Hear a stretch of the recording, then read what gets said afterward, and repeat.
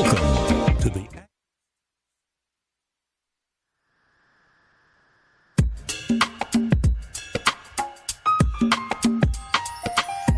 Welcome to the Actor's Choice, where the actors have a chance to talk about themselves and their careers.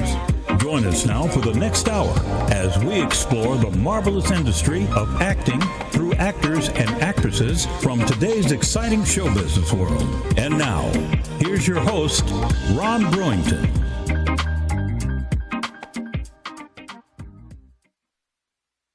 Hi, everybody. I'm Ron Brewington, and welcome to the Actor's Choice. Today, we're going to be talking with several representatives of a well-known theater company here in Los Angeles, California. Our first guest hails from the nation's capital, Washington, D.C. She's been a theatrical professional for over 30 years as an actor, a director, producer, choreographer, and costume designer. She's received NAACP Theater Award nominations for acting, choreography, and costume design, winning the 2011 NAACP Theater Award for Best Costumes. Now, 23 years ago, our guest became a co-founder and co-producing director of Town Street Theater, known as LA's premier African-American theater company. Ladies and gentlemen, with great pleasure, please welcome Nancy Renee. Hello. Hi, Nancy. Hi. How you doing? I'm fine. Fine. How Good are to you? Good to see you, lady. Good to be see you. here. Oh, Good to be indeed. seen. As Marla Gibbs says, she always cracks in when she says, I always say, hey, good to see you. She said, it's better to be seen than to be viewed. I love when she says that. I agree wholeheartedly. I love that when she says that. Wholeheartedly. Wow. 23 years. Yes. It seems like it was just like yesterday. Kind of. But, you know, I always tell people we are doing theater in a movie town and have been doing it for 23 years. You know, I never thought about that. Yeah. Theater in a movie town. Yeah, this is the industry in Los Angeles are the movies. Right. And we are doing theater.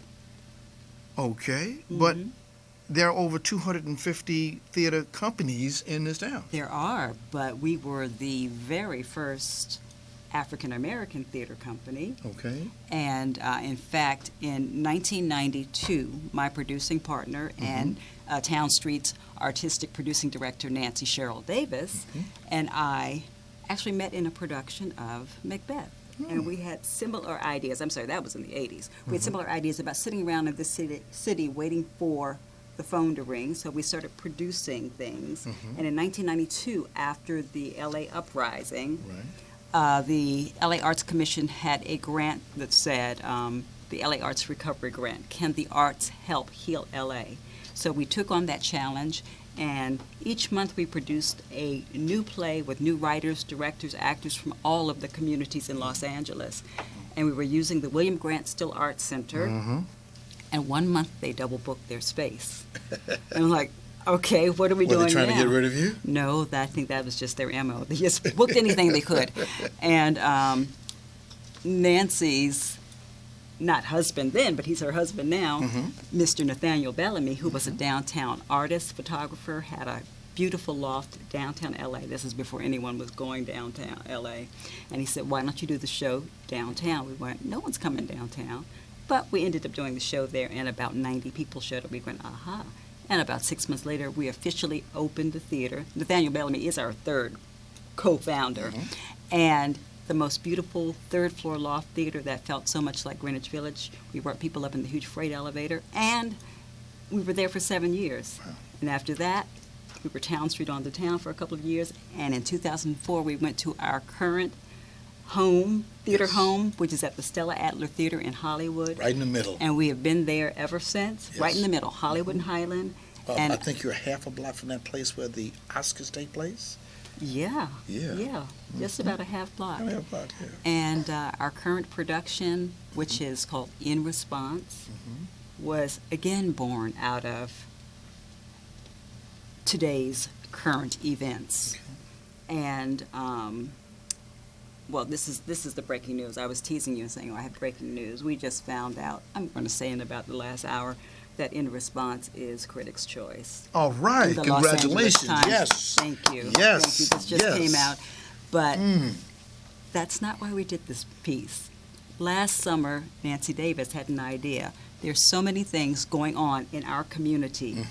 And as artists, we have a mandate to do something, Yes. to reach out to the community to say, what is going on? How do you feel about this? So she challenged our company of actors, producers, directors, give us your response. And some were not writers. Your next guest is one of our Yes, he is a playwrights. writer. Yes, he is. But out of this came a beautiful, multifaceted piece dealing with plays, poems, some classic poetry, now spoken word, video, some music, a little dance, and it's all been blended together to make up In Response. And it's in response to the violence that has been going on towards our people, but has been going on since the 1700s, and we do it in chronological order, bringing you from the Middle Passage up to today, because it's an old story that people don't know. They don't know. They don't know. They don't know these things, and that it's been going on and on and on, and it still is going on. You know, we go from an escaped slave in the 1800s, or a slave trying to escape in the 1800s, all the way through Sandra Bland, all the way through Mike Brown. So, you know, we have to do, the most amazing part of this whole journey is on Sundays we have a talk back with the audience, and there are things that they say, because what do you do with the stuff that you see on the news? Right. I always say, do you yell back at your TV by yourself in your apartment? Do you scream because you can't stand it anymore? And sometimes it's so ludicrous you have to even laugh, because I said, really? You know, it's our story. Yes. And I always say, if we don't tell our stories, Who else will? they won't get told. Exactly. Hollywood's not going to tell Right. them. Hollywood has no reason to tell them. Exactly. It's not their story. And you'd expect that from TST.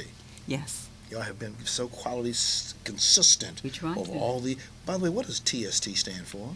Town Street Theater. But also, someone told me totally stimulating theater. Well, yes, yes. Well, it's so funny, because I think that was one of our taglines at Yes. one point. But we've had numerous taglines, and from our early days, a reviewer said something that has really stuck with us. It said, Town Street is a place where audience and artists come together. And that's what we still try to do. You know, theater also as a service to the community. So Now, you definitely earned the title as LA's premier African American theater absolutely. company. No doubt about it. We were the first, and, you know, Yes. 23 years. We're still there. Wow. There's a mission. Can you talk about the mission that you guys are putting out these days? Well, You've yes. always done. Yeah, well, our mission is to view theater and the arts as a service to the community, to give back. I mean, for many years we had a youth component. For 15 years, a youth component to our theater. Okay. And, you know, it's a whole generation of kids out there that have experienced the beauty of theater. And even if they're not performers now, what children get from the arts, and they don't get it from school because there are no arts in school anymore, is an awareness of English, of math, of citizenship. Yes. How do you deal, you know, if you're in an ensemble, how do you deal with your fellow man? How do you lift him up? And by lifting him up, you lift yourself up. Also with Town Street, what we're doing with In Response, with the knowledge, someone came to our talkbacks and said, I've learned so much here. I never knew. And this was a young black man. I'm sure he had to be about 19. He said, I never learned this in school. I wish I could come here and learn it. But the reality is we're a 501c3 nonprofit theater, and we can produce only but so much each year, and that's why we accept donations, no matter how big, no matter how small. Okay. And we would love to keep presenting this, but the fact that children don't get history anymore, and it's very sad. Very but we sad. try to do what we can do. That's it. Very sad. When you say Middle Passage, you talk to some people, what that? Absolutely. Sad. Absolutely. There's one picture, and I sometimes wonder, I said, does the audience know what they're looking at? It's the famous picture of the slaves being stacked, one on top of each other in the hull of a slave ship. And you know, and I'd like to mention this because in your next guest, Mr. Vincent Terell Durham's one of his pieces in the play is called A Mother's Cry. Okay. And I'm lucky enough to direct that one piece. And I swear when I read it, there were so many elements in there that reminded me on some level of Colored Girls. Play Colored Girls, because it's a community, but this is a community of mothers who've lost sons. And it's that whole thing that grief is a constant companion. It never goes away. But these mothers go from Africa to slavery, to sharecroppers, to a woman in Chicago in the 1930s, 40s, to today. And their common thread that links them together is their loss of a son. Wow. Well, we've gathered some photographs from back in the day, and we can go ahead and run them. Can you tell us about what these photographs are, please? Sure, let me see them. That was a piece written by one of our wonderful company members, Stan Sellers, and it was called Start of Conversation. Just a wonderful collection of comedic pieces. And that was actually a piece I directed called Nails. Okay. And the joke is that all of these, there's so many nail salons, and the girls couldn't come up with anything else to call it. Let's just call it nails. And for a sister, you know what that means. Next one. And that is one of our signature pieces. It's called Jolita, written by one of our company members, the wonderful playwright Harriet Dickey. Jolita actually garnered us an NAACP award. Harriet won for Best Playwright that year for this wonderful piece. And it was a generational piece where you had a couple in the 1950s, and you flash forward to their family in the 1980s, and then you flash back and you flash forward, and you saw how the past does influence the future. Yes, it does. Next one, please. And that is our true signature piece. It's called Passing. And that was a piece that when Nancy and I first met, it was... Which one is Nancy? Nancy's on the right, and that's Michelle Lamar Richards on the left. Nancy Cheryl Davis and Michelle Lamar Richards. This piece is a wonderful piece that we were called upon to bring back many times, but Passing takes place during the Harlem Renaissance, based on a novelette written by a black female writer during the Harlem Renaissance, Nella Larson, and it's about two friends, both light enough to pass. One doesn't, one does, and the consequences. And the thing about Passing, it was a small 7-person show when we first started. By the time we finished, I think we had expanded it to 15. And we've won for costumes, choreography, and in fact, Nancy Davis performs Passing Solo, which is a one-woman show based on Passing, and I'll announce that too. Passing Solo is going abroad. She will be performing that in Germany later this year, and she also won the NAACP award for Best Actress for Passing. Because that's one thing I've always wanted to do. People from TST travel, leave California, leave the city. Every now and then. Passing Solo has been a touring production. She's performed in, I believe it's been in Detroit, in San Diego, Santa Barbara. So, yeah. Okay. Next one, please. And that was a piece that we did a couple of years ago called Jackleg. And again, sometimes you have audience members who've never heard, they had no idea. What does jackleg mean? Is it a jackleg preacher? That's what it was about. And the havoc he created at his church as he was trying to do his quote-unquote job. Next one, please. And that was a piece called Sister Cities, and it was actually a piece that I was in. Those were two of my daughters. In the piece, I played a woman that had named all of her daughters after cities, and my character actually had advanced ALS.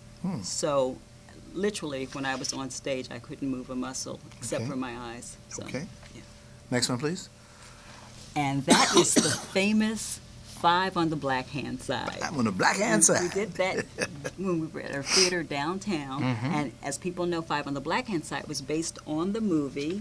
The wonderful playwright, the wonderful writer of the movie is from Los Angeles, who actually came down to see the play and loved it. All right.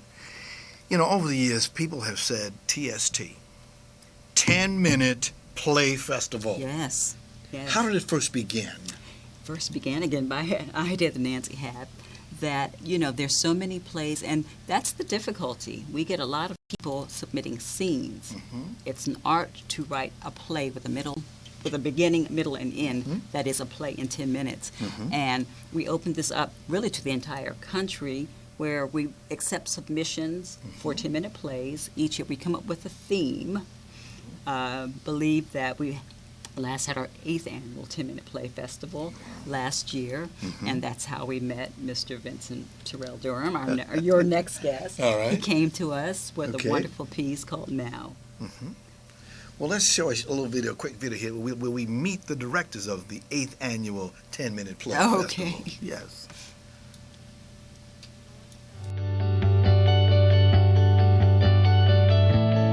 Hi, I'm Diane Sellers, and I'm directing Crisis Line. Hi, I'm Veronica Thompson, and I'm directing At What Price and Skunky. And go. Hi, my name is Rafi Morrow. I'm directing Brownies and Freak Out! Freak Out! Hi, I'm Nancy Renee, and I'm directing Now. Action. My name is Mark V. Jones, and I just want to thank everyone. Well, I'm actually directing Grave Concerns by George Corbin and Enemy of My Enemy by Mark V. Jones. Those are the pieces that I'm directing. Thank you. Hi, Mom. Okay. Hi, Nancy Cheryl Davis Bellamy. I'm directing Black Hawk. Wow. Yeah. Magnificent. That was last year, and that was one of the best 10-minute play festivals we had. Very, very, very diverse. Outstanding. 2 questions. First of all, diversity, and when is the festival going to be held this year? The festival actually is on hold this year. We don't have a date yet, only because we were going to be doing it in October. Okay. And that's when the invitation came for Passing Solo Oh, to go to Germany. I was going to get the fellows with picket signs. We'd be walking out in front of the theater out there, yes. We will probably have it probably next March. Outstanding. Yes, and we love doing that because, Like the Academy Awards, I like to see the 10-minute play festival. yes. That's And- annual, you guys Yeah, annual. which is why we decided March. People don't know, but Stella Adler Theater is right down the street Yes. from the Dolby where they do the Academy Awards. We used to do this in February, and we would really get blocked off because that street is closed off during the Academy Awards, really from about 2 weeks before. And that's a shame. So we would have to cut our 10-minute play festival short. Yeah. But now we've moved to March. March is Outstanding. Women's Month, so we're women. Now, you put on a children's camp? Not anymore. You don't do We it did that anymore. for 15 years. Okay. And I always tell people, say, well, why not? I said, you know what? I don't know if I have another generation because, believe it or not, some of our kids are 30 years old. And they were kids. They were kids. And, you know, in fact, I think our oldest kid is my wonderful nephew. He was on our first camp. He was 12 years old, and he's now touring in Motown the Musical, and has been for 2 years. But we have other wonderful students who have gone on. One is in charge of programs at the Audrey Skirball Center. Others are in med school. So, you know. Yeah. I was going to ask you who some of your famous alumni were. Well, Those people. those people, my nephew, Nicholas Ryan. Look him up. He's great. When they come back just to see the work that's being done now, when they remember when they first started, what is their reaction? Well, yes, because, oh, and I should say this. One young man that was in our camp since he was 7 is actually in response. Okay. He's a 19-year-old. He graduated from high school last year. We needed a young man. His name is Joshua Boyd Williams, and put him in the show. He's excellent. Super. You know, Nancy, one of the things that people don't understand, and before we run out of time with you, I want to make sure we get this point in, and that is, it costs money to do what you do. Costs money. Right. Can you tell our viewers how can they give you some money? Please go to our website. Please. www.townstreet, TOWNE, streetla.org. There's so many ways of contributing. In addition to just sending in whatever you can, sometimes your company may have a matching grant program and matching contributions. So all of the information is on our website, townstreetla.org. So please go there, because we want to keep doing this. For instance, last Friday, for the community, we had a pay what you can night. We can't do this if we can't produce and we can't maintain the standard that we think we should have. Yeah. I know I have a personal feeling about that subject. As a member of the media, we're always given comp tickets. And I always say, no, thank you, I don't want a comp ticket, not for a play. Because it costs money to put these events on. People would be surprised how much it costs to put on a show. Everything from lights to set to costumes to actors to everything. Yes, yes. Diversity, we started to answer that one. Yes, and with diversity, because we live in the real world, yes, our plays have diverse casts. You know, for instance, one of the wonderful pieces that we do is called The Saturday Nighters, and it's based on a true story of Georgia Douglas Johnson, the famous writer, and Zora Neale Hurston and Langston Hughes. But it's also about a play that they were sending in for W.E.B. Du Bois to look at. But the editor of the Crisis, which was the NAACP newsletter and still is, was Oswald Villard, who was a white gentleman. Yes. So, of course, we bring in these characters and bring in these other ethnicities because that's who we are. Yeah. And we are living in the real world. So. Yeah, and you do it so well over there. Thank you. You do it so well. You. Here's the same.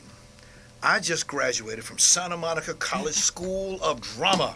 Okay. I just came out of USC School of Drama. I just came out of UCLA School of Drama. I want to be an actor or actress. What can you guys do for me? Well, we can invite you to an audition. Okay. And I will say that we have a wonderful young actor who has just graduated from USC School of Drama. So, and lighting. In fact, he is the lighting designer for this In Response. Okay. You also have an internship program? Internship program. We really, really appreciate our interns in everything from set construction to costumes to helping in the booth, because we are a company and we wear lots of hats. If you know, people that are, if you're not on the stage, you might be in the booth doing sound. If you are not, in the booth doing sound, you may be helping in the front. Everyone has to help, front of house, back of house, in the booth, on the stage. So, I've seen enough plays over there. Not enough, but I've seen a lot of plays over there where, like you say, it's like a family. Somebody's selling cookies. Somebody's got the ticket. Somebody walks you to your seat. Somebody does this. It's a family. And it might be me walking you to your seat. That's right. That's right. They don't. It's either you or the other Nancy, as I call her. Nancy 1, Nancy 2. Anyone taking you to a seat. Yeah. Letting you know, hey, we are a family and we want to show you right. Here's my question. After all the success that you and TST has had, Nancy and Mr. Bellamy, how do you keep yourself motivated?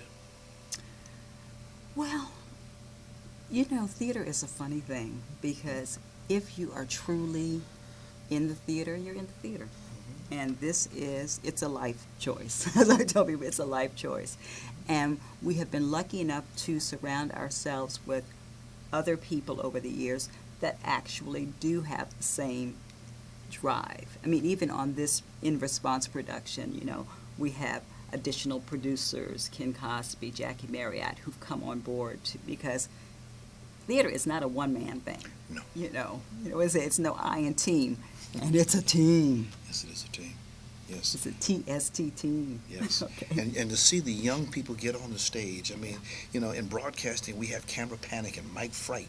For some young kid to stand in front of a bunch of strangers that he or she has never seen before, that takes a lot of bones. It takes a lot, but after teaching kids for so many years, there is a really funny thing, because kids are pretty fearless. And sometimes kids, they really, I taught kids between 7 and 17. The kids don't know that sometimes what they're doing is really impossible. They're like, let's just do it. It's like, aren't you afraid? They're not afraid. And so when we as adults don't put any limitations on them, they can do it. And luckily, we've had some adult actors who have not lost that love for the theater and just go out and do it. Okay. In Response again, can you tell us what? In Response, we have 3 more performances. Okay. We have to close on April the 24th, which is next Sunday. We are Friday and Saturday at 8 p.m., Sunday at 4 p.m. Stella Adler Theater, 6773 Hollywood Boulevard, 90028. Telephone number? Well, call Town Street Theater about tickets, 213-712-6944, and go to our website, townstreetla.org. You can purchase tickets. You can get more information.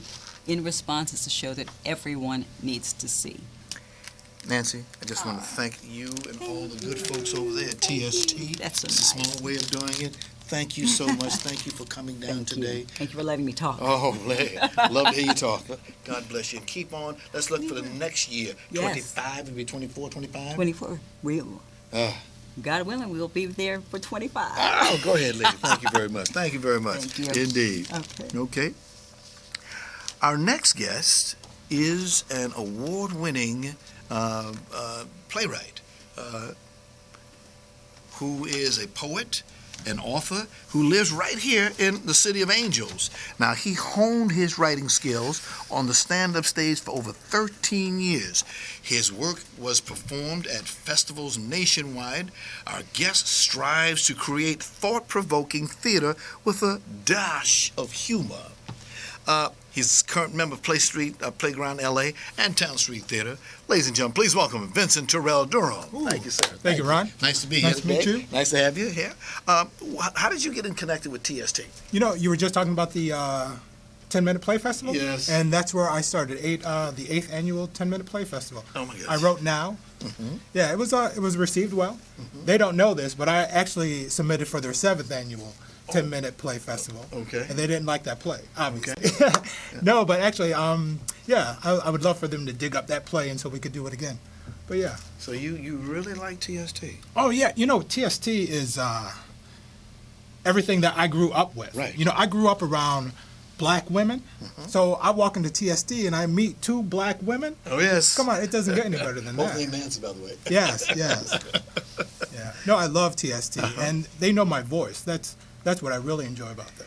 But as a playwright, how did you first become a playwright? What pushed you in that direction? You know, I love theater. The first time I went to a play was in 10th grade. I went to see, we went to New York City.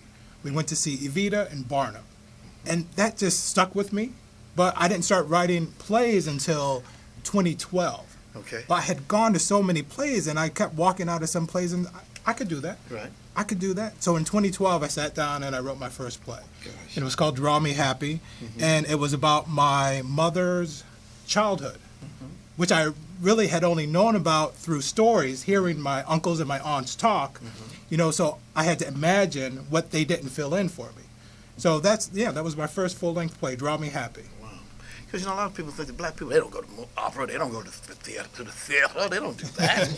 You know, they do. No. If it took guys like David Talbot, Yes. David E. Talbot, Tyler Perry, Yes. to get, and one thing I love about Tyler, when you come to his play late, the brother lets you know, stop the show, excuse me, you're late. Yes. He embarrasses you to the max. He wants to let you know, don't come in here late. Yeah. No CP time here. Yeah. Come on time or don't come at all. Yeah. You know, I think what's missing is our voices. Yeah. Black people will come to the theater when black people are on the stage. Right. You know, and that's what I write. I write black people on the stage. I write black people for actors of color. Okay. You know? That's what I write. Okay. Why do you always have to write about black people? You know, I don't always have to write about black people, but there's a void, and I want to fill that void. You know, there's a lot of people who are writing for John Travolta. There's a lot of people writing for these famous white actors. You know, so I know a lot of black talent that aren't getting on stages. So I write stories for those people. Okay. Yeah, and there's so many people like Sola Bamas is a young actress that I love. And, you know, a lot of my plays now are written for her because I want her to be on stage. I want her to show her talent. Wow. You know, when you look at the old school, when you had Woody King and you had C. Bernard Jackson, those guys, now you got a new breed of cat coming in now. Young men and ladies like yourself out here doing it. Who influences your style of writing? You know, the biggest influence would be August Wilson. Yeah, that's yes, really. I recently they had all 10 of his plays on radio, and I sat and I listened to all of those plays, and I was just astounded that so much of me has been influenced by him. You know, it's like, you know, I think I'm writing something new, but August Wilson already wrote that. You know, you can't touch him, but I'm doing my best. I'm doing my best. Is it better to be a playwright who is black or a playwright who just happens to be black? That's a great question. That is a great question. You know what? I like the fact that I'm a black playwright because my voice is distinct. You know, I have stories that there's a whole host of people that don't even know about our stories. Right. So I get to tell those stories. Yes, you do. So I'm privileged to be a black playwright. Yeah, I claim that. Okay. Yeah. Great question. Yeah, thank you. Let's take a look at one of your properties. We call this one Targets of Choice. You guys still even carry pepper spray? You know how to shoot the man or shoot the horn or immobilize somebody? Or do you shoot the kids? So I'm still waiting right now. It's about 8:07. Decision's supposed to happen. Killed my man. So we're still waiting right now. It's about 8:07. Decision's supposed to happen. We Americans too. We work hard. We raise our kids just like they do. Recording this video captured the witnesses' reaction during the final moments of the shooting.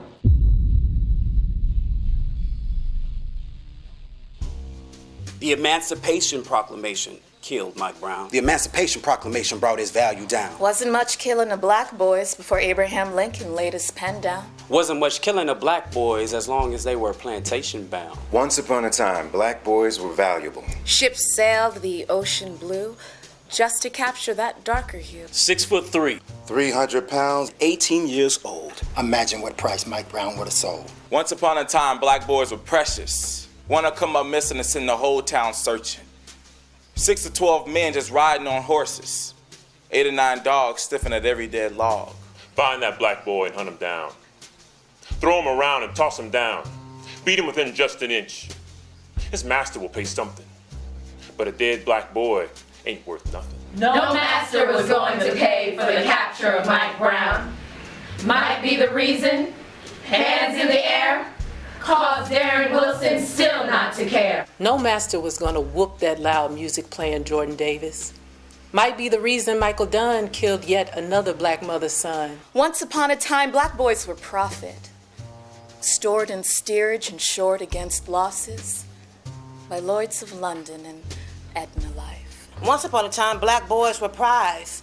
Men in gray fought men in blue, died from Gettysburg through Sherman's march to the sea. The Emancipation Proclamation devalued a black boy's life. And stand your ground comes out of a grown man's mouth. Black men have been the targets of choice, from Mississippi lynchings to Zimmerman's acquittal, from Ferguson, Missouri to Obama's unprotected front door. The Emancipation Proclamation should be torn to shreds.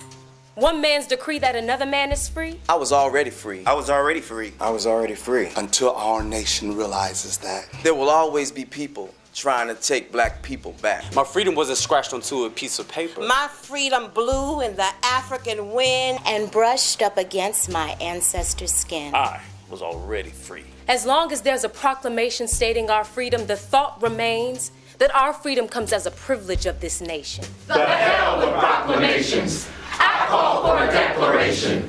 I was already free. I was already free. I was already free. I am free.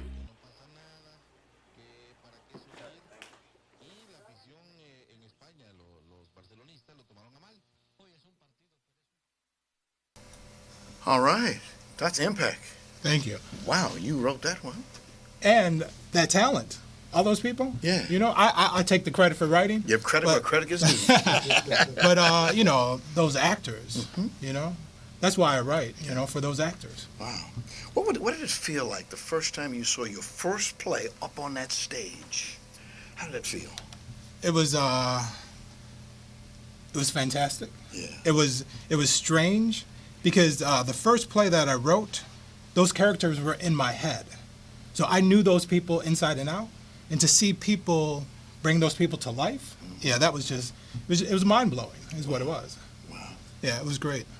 You know, these days it's all about the writing, and thank you so much for bringing us an example. You've got a play that you want to work on. This is called The Fertile River. Fertile River. This is an actual play, the actual script. If you can see this is the actual script. You're the guy who writes the script. We put these words together, and then we call this the baby. You hand this to the director, to the producer, and say, here. And he pays you and says goodbye. At least that's the way it's always been. That's how it should be. Yeah, it should be, right. But those are just nothing but words on a piece of paper. Right. You say they come from here. Yeah, they come from things deep, you've done. Yeah, deep in the back of my head. Ooh. Yeah. Staying in. Things, right. You know, it's amazing where things come from. Yes. You know, and I have to say that even doing some research before coming on this show, watching your shows, and then I stumbled on some of your interviews. And then I found out some things about you that have me wanting to write a story. Ooh. You know, I tell you, because it was so interesting that you are an identical twin. Yeah, he's UG, I'm LY. Okay. And you guys grew up in Harlem in the 50s and the 60s. Mm-hmm. You know what I could do with that? That's a story. We'll have lunch next week to talk about it. You know, but that's where those things come from. Mm-hmm. You know, just meeting people every day, and just everyone has a story. You know, and I just want to write those stories. Hollywood or Broadway? What's your pleasure? I want both. And why not? Yeah, I would love to. Of course, I want to go to Broadway. Mm-hmm. But I have stuff for Hollywood as well. I have a TV show. I have some movies. Mm-hmm. You know, there's no limit. Thank you. I was going to ask you, what's your limits? Yeah, no, there's no limit. Yeah, yeah. As long as I have my health and I can still write, I'm going to write. I like your attitude. I like your attitude, because the best thing that God ever gave us was life. Yes. And the second best thing that God gives us is good health. Yes. Amen. When you got good health, you can go out there and do anything you want to do. Yes. People ask me about this pen that I wear. I wear it because I'm a double prostate cancer survivor. And that's good. Now I've got good health. I can do something. Well, at least I've got the health. That's great. Indeed. Praise the Lord. Yeah. Every day. The theater is growing. New technology is out there. Mm-hmm. I mean, when you see Hamilton on Broadway and you see Motown the play, what's your thoughts about those big events like that? You know, they inspire me. You know, I want that. I want Hamilton. That guy who wrote that, he's a genius. Oh. You know, and I want those things as well. I'm not a competitive person, but when it comes to my writing, you know, I tell you, I have that competitive streak when I write a play. I want my play to be the best play of that night. Mm-hmm. You know, I want people to run out of that theater just saying how much they love that play. You know, so yeah, that's the only thing I'm competitive in. Gotcha. Only thing. I have a complaint about theater. It's getting a little expensive these days. It is, yeah. A little bit expensive. But Town Street Theater, $16 for a ticket. You can't beat that. Would you say that again, please? Town Street Theater, $16. $16. $16. You can't beat that. You can't beat it with a But no, you're right. Broadway shows are, you know, they cost a lot of money. Mm-hmm. You know, especially if you want to take your family. Yes. You know, but I think we have to work on that. We have to do better. Bring those prices down. Because the lines are long out there. They pay $500 and think nothing of it. Yeah. I know they go to the Staples Center just to see Kobe and the rest of the guys and paying stupid money. Right. We're talking about theater here. Right. We ain't talking about basketball. Indeed. Could you talk about the play that you've always wanted to do, but you never haven't got to yet? Let's see. You know, there's a play that has been on my mind lately that has to do with my father. You know, I know there's a lot of black men who have grown up without their fathers, you know, and I'm one of those black men. And I know there's a play there, you know, because I have this relationship that is strained with my father. And to put that on stage, to examine that relationship, you know, that's what I really want to write. That's the next play that is in the back of my head. Yeah. And I just had the opportunity to go back home because my father had a slight illness. And, you know, this is a man that we don't have a strong relationship, but he called me and he asked me would I fly back home. You know, and that's 3,000 miles. Yeah. You know, and this is for a man who hasn't always been there for me. But since he asked me, I got on that plane and I went to him.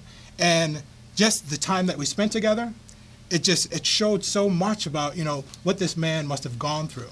And I want to put that all on a stage. I want to put that relationship on a stage. Yeah. A lot of us grew up without fathers. I grew up without a father. I used to call him every time I hear that song, Papa was a Rolling Stone. Yes, Temptations. Bill Brewington, yeah, that kind of thing. But it is the messages that come off that stage. That's what we in the audience enjoy. To the point that we sit there, we cry a little bit, we laugh a little bit, we clap, we do all kind of things. Right. And it started with the writer. The actor comes, but it starts with the writer. Right. The writer. Right. your thoughts about reality TV? No, I really, that's taking the place of the writers. I grew up in the 70s with sitcoms, with the Jeffersons, Good Times, All in the Family.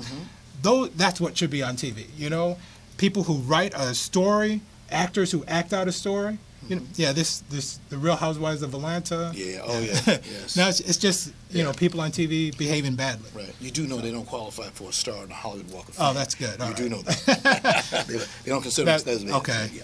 Let's keep it Not to name no names, but some people want to get on the Hollywood Walk of Fame. Ain't happening. No. Vincent, I don't have to tell you this, but there's a lot of talent out there today. A lot of competition out there. How do you deal with the competition out there? I just do what I do best. I really don't even think about what other people are doing. I just get in my room, I start writing, and I write whatever I think is going to get people into those theaters. I can't be too worried about what other people are doing. I just have to do what I do. Indeed, that's all you can do, Because again, you do it in response right now. Yes. And that play has really, it says a lot. You're filling the place up. As Nancy told us, you only got one more week to go. Yeah. Can you put that message out? Get there. We got one more week in response. Get there. $16, like you said. Inexpensive. Right. That's a cheap date, really. It is. $32. Yep. Plus with all the little drinks up like that. Yeah, we got a concession stand, $1. Yes. That's some great cookies. It's all right. Ooh, yeah. Oh, yeah, I've been there a few times. Indeed. The other thing we want to ask you about is what's in your future now? What do you want to be doing? I just want to keep writing plays. I got an invitation to take my play, The Frodo River, to the Atlanta Black Theater Festival in October. Okay. So, that's really going to be on my plate for from now until October. We got to take 11 people to Atlanta and put up a play. So. Okay. Yeah. Okay. What is it about a film, but a place where you go, a festival? Why do you have to go there? Well, for the Atlanta Black Theater Festival, that's where people are going to look for the next vehicle. Exposure. Yeah, exactly. So if we make a splash in Atlanta, we could probably get people to take that play to North Carolina, to Virginia, all these other theaters that I can't get through, just by being in LA. Okay. So Atlanta Black Theater Festival, that's going to be the hub for people to come and just say, oh, okay, I want to take that play. Much like Sundance for movies. Okay. Would you ever transition to television? In a heartbeat. No, but I would never give up. Money is there. You don't make much money. You probably just break even writing plays. But I have a television show in the back of my head that I want to get out there. I know I've never seen this TV show on TV, so I want to put it there. So name 5 of your mentors that you've looked up to as playwrights. Can I expand from playwrights? Please, okay. Please. Well, August Wilson is the number one. And then people who have influenced my writing is Norman Lear. Love Norman Lear. I don't know who the writers are for I Love Lucy, but I know when I'm writing comedy, that comes from I Love Lucy. Yeah. And then one of my favorite people is John Irving. He's an author. He's written The Hotel New Hampshire and The World According to Garp. So, do I got one more? Yeah, take it. Oh, me, Vincent Terell Durham. Yeah. No. Ain't nothing wrong with that. Ain't nothing wrong with that. Support you get from your family and friends in what you do. It's remarkable. My mother, she probably is watching this right now. Hi, Mom. Yeah, she's probably on Facebook, liking everything that I've put up there. Yeah, my family is crazy supportive of me. And I don't know if that's just because they want me to make some money and buy them a house, but I'll take it, whatever they give me. But yeah, my family, and then just the actors that I work with, they just are always saying, what are you writing next? Write something for me, So yeah, I have a lot of support, and I appreciate that. Well, Vincent, I want to thank you very, very much. I'd like to bring you on back here because I know there's a lot more you want to talk about. Love to come back. And one more plug for that play, please, if you want. Oh, the Frodo River? Yeah, the Frodo River. Yeah, and we also have an Indiegogo campaign. So just go to Indiegogo and type in the Frodo River, and we'll even take $5. We got to get to Atlanta, people. So yeah. My brother, thank you very Ron. Much for stopping nice on by today. Appreciate it. Nice meeting you again. All right. Thank you. Thank you. All right. Okay. All right. And now, ladies and gentlemen, from theater to the musical phenomenon called doo-wop music. And here they are, the 2016 inductees in the Doo-Wop Hall of Fame on April 23rd, the Coasters.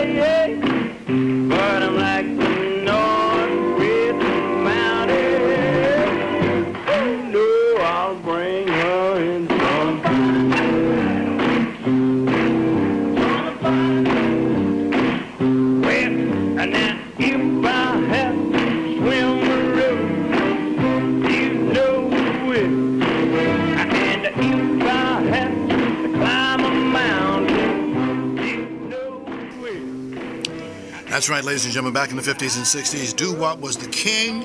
And this coming Saturday, the Coasters, the Angels, the Penguins, and the Lettermen will be inducted into the doo-wop Hall of Fame. And here to tell us about the upcoming event is actor Stephen Alerick. Stephen, nice to meet you, sir. Nice to meet you, too. Nice to have you here today. Hey, thanks for having Now, me. I understand you have a special role in this event. Can you tell us? Well, yeah, I'm going to be performing a few songs as a tribute to doo-wop music. So I'm looking forward to it. I'm one of many performers. Grateful to be doing it. Humbled by it. Nervous about it. But I think, I'm among giants. So I'm hoping that I can just live up to it. So you're an actor and a singer? I am. Okay. What roles have you had as an actor?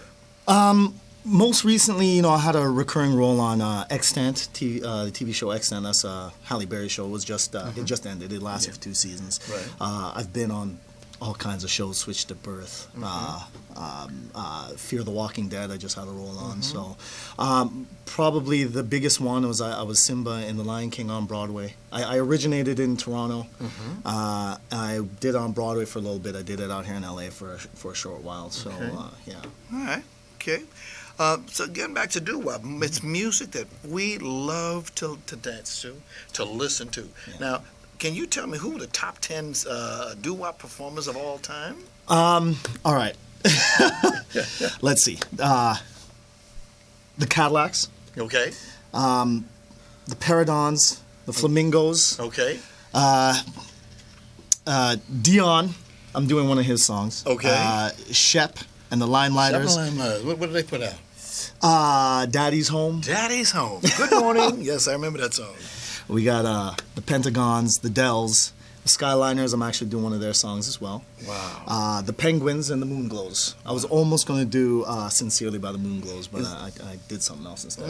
Okay. Now, this event, can you put up that poster for us so folks can get a chance to see that? There we go. As you can see there, it says that this year the global, well, you read it, sir, if you will. Yeah, okay. The Global Doo-Wop Coalition presents the Doo-Wop Music Hall of Fame Induction Gala. It is really going to be fantastic. We've got the Coasters, the Angels, the Penguins, the Lettermen, most of who I just mentioned in the top 10 of the top 100. Right. So yeah, it's going to be great, man. It's going to be a lot of fun. Good. And I understand that you've got some people like Marilyn McCoo, Billy Davis, Harry Elston of the Friends of Distinction, Hall of Famer boxer Carlos Palomino, former NASCAR driver Felix Giles, and a whole bunch of other people are going to be down there. Yeah, when they use the word gala, they're not kidding, man. It's going to be. The venue is beautiful. Exactly. It's going to be fantastic. What venue is this, sir? This is the Globe Theater in downtown LA. Downtown LA. Yeah. Starts about what time? Depends on what you're coming for. Press starts at 3:30. The VIP cocktail starts at 4:30, and then the whole red carpet stuff starts at 7 o'clock. And again, tell us what you're going to sing. What songs are you going to sing? Well, I'm going to sing "Since I Don't Have You" by the Skyliners. Yes. I don't know if I want to spoil the rest of it. I think it's going to be a lot of fun. I got 3 songs. I think it's going to be fun. So if you really want to find out, then you got to come and. You got to get those tickets. You got to get those tickets. Now, where can I get tickets at? You can go online. Global Doo-Wop. Sydney, who's organizing it all. Okay. Yeah. www.tinyurl.com. That part's easy. /Global Doo-Wop. Okay. Simple. I understand my good friend John Wilson is going to be of Sly, Slick, and the Wicked. John of Sly, Slick, and Wicked, who is one of the nicest guys you will ever meet. Oh yeah, very nice guy. Yes, he will be there. He's heading it up. He and Sydney worked really hard to put this together, and the way it's coming together, it shows, man. Wow. Yeah. And our ticket sales doing very well. Yeah. Yeah. Good. So you gotta jump on and get your in other tickets. words, you want to be able to jump on to get them tickets. Yeah, man. You gotta do it. You got me thinking about how you gonna be up on the stage. Are you gonna be dressed suave and debonair? How you gonna do it? I'm gonna I gotta keep up with everybody else. So yeah, of course, I gotta I gotta look as good as I can, man. Oh man. And some of these legends, they're not young as they used to be, but.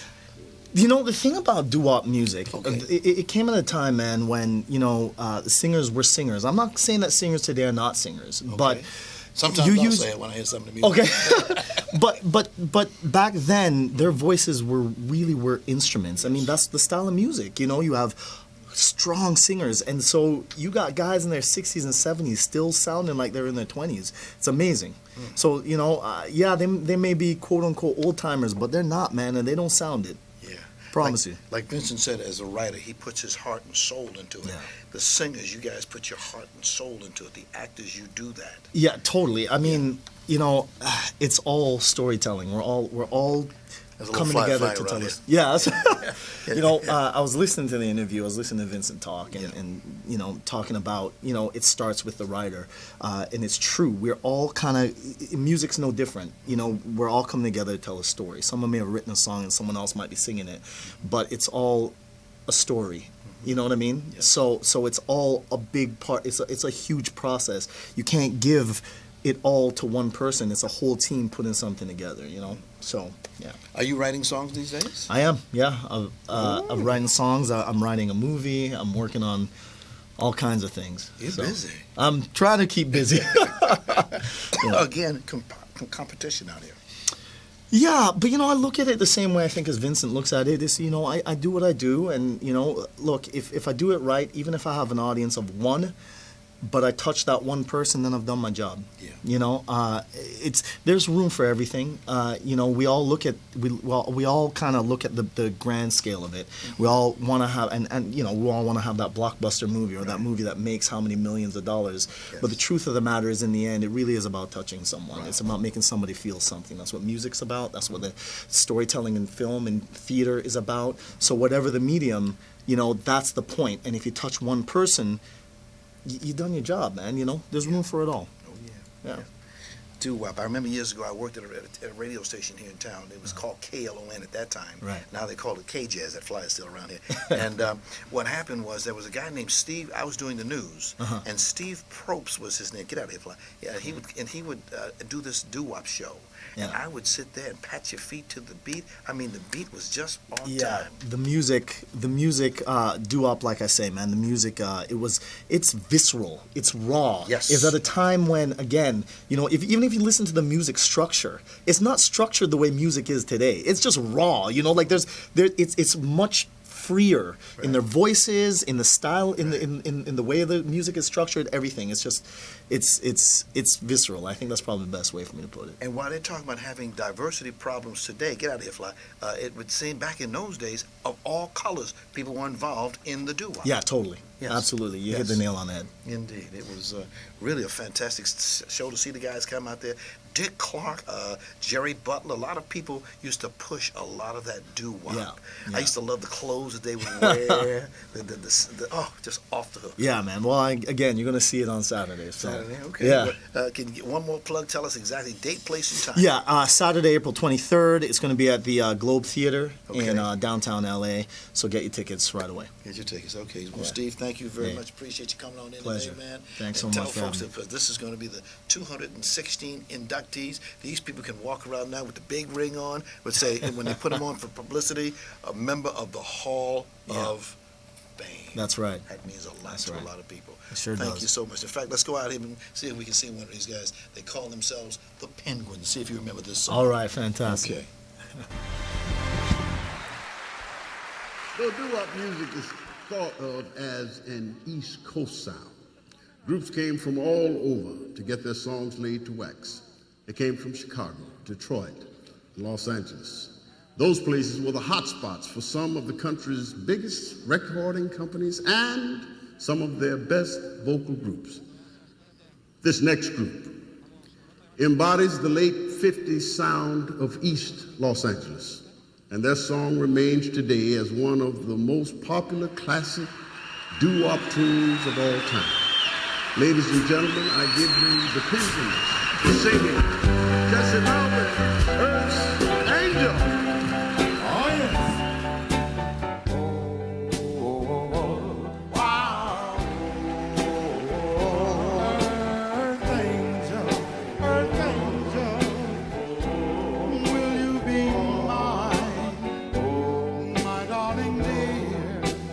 Love